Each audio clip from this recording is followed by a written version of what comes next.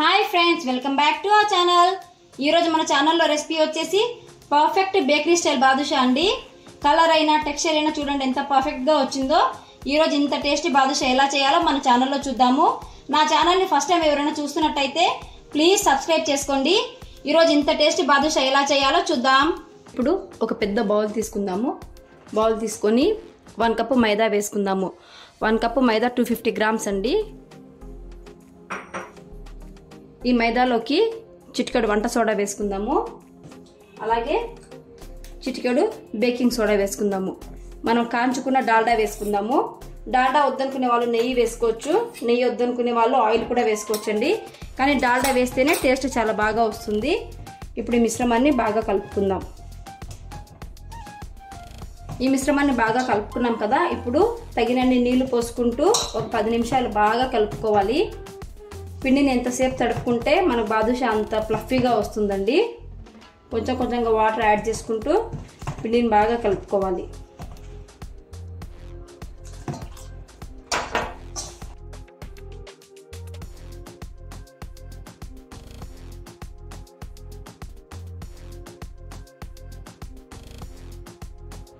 చూడండి, పిండిని 10 నిమిషాలు బాగా తడుపుకున్నాము, మెత్తగా అయింది. ఈ పిండిని మూత పెట్టి పక్కన పెట్టుకుందాం.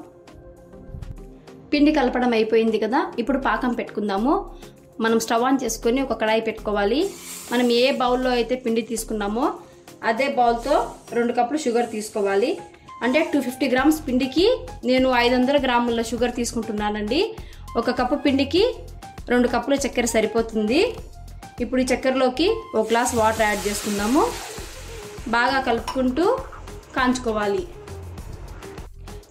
కలుపుకుంటూ పాకం పట్టుకోవాలండి. మనకి పాకం వచ్చేసి గులాబ్ జామ్ పాకానికి కొంచెం ఎక్కువ, ఒక తీగ పాకానికి కొంచెం తక్కువగా వస్తే సరిపోతుందండి. ఇలా కలుపుకుంటూ చక్కెరను కరిగించుకుందాము. చూడండి, మనకు పాకం బాగా చిక్కపడింది. ఇప్పుడు మనం బాదుషా చేసిన తర్వాత పై పక్క చక్కెర ఎండిపోయినట్టుగా రాకుండా ఉండడానికి పాకంలో 2 చుక్కల నిమ్మకాయ పిండుకుందాము. బాగా మిక్స్ చేసుకొని స్టవ్ ఆఫ్ చేసి పాకాన్ని పక్కన పెట్టుకుందాము.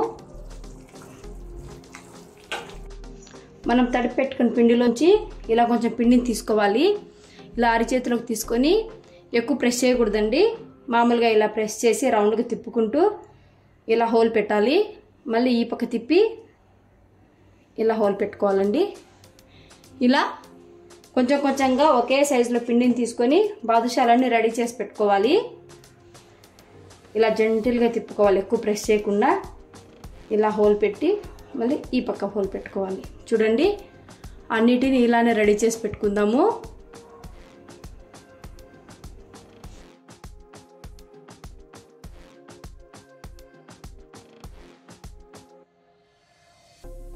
స్టవ్ ఆన్ చేసుకొని ప్యాన్లో డీప్ ఫ్రైకి సరిపడా ఆయిల్ వేసుకుందాము.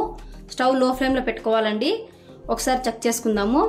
ఇలా పిండిని కొంచెం వేసినట్లయితే చిన్న చిన్న బబుల్స్ వస్తున్నాయి, చూసారా? అలా చిన్న చిన్న బబుల్స్ వస్తే సరిపోతుందండి. ఆయిల్ ఎక్కువ హీట్ అవ్వకూడదు. ఇలా చిన్న చిన్న బబుల్స్ వచ్చి మీడియం హీట్లో ఉన్నప్పుడే బాదుషాలన్నిటినీ ఇలా లోపల వేసేసేయాలండి. చూడండి, మనం బాదుషా ఆయిల్లో వేసేటప్పుడు చిన్న చిన్న బబుల్స్ వస్తూ ఉన్నాయి.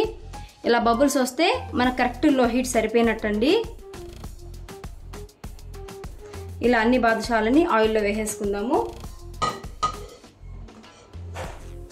చూడండి, బాదుషాలు ఆయిల్లో వేసిన తర్వాత చిన్న చిన్న బబుల్స్ వస్తున్నాయి కదా, ఈ టైంలో మీడియం ఫ్లేమ్లో ఆయిల్ పెట్టుకోవాలి. మీడియం ఫ్లేమ్లో ఆయిల్ పెట్టుకొని ఆయిల్ని ఇలా ఇలా అంటూ ఉండాలండి. అప్పుడు బాదుషా లోపల వరకు కుక్ అయ్యి చిన్నగా ఒక్కొక్కటిగా పైకి లేస్తాయి.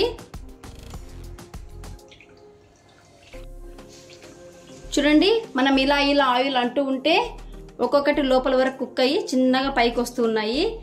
ఇలా అన్ని బాదుషాస్ పైకి వచ్చిన తర్వాత మనం హై ఫ్లేమ్లో పెట్టుకొని గోల్డెన్ బ్రౌన్ కలర్ వచ్చేంత వరకు బాగా కుక్ చేసుకోవాలి.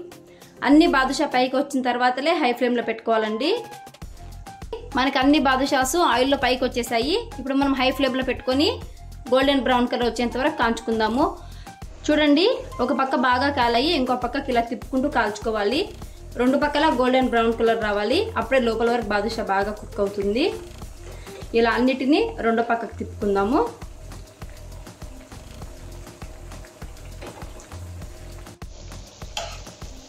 చూడండి బాదుషాస్ ఎంత గోల్డెన్ బ్రౌన్ కలర్లో కాలాయో, పర్ఫెక్ట్ కలర్ అండి ఇది.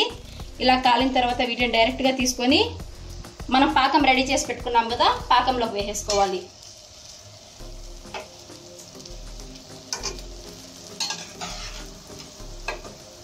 పాకంలో ఒక 30 సెకండ్స్ ఉంచుకుంటే సరిపోతుందండి.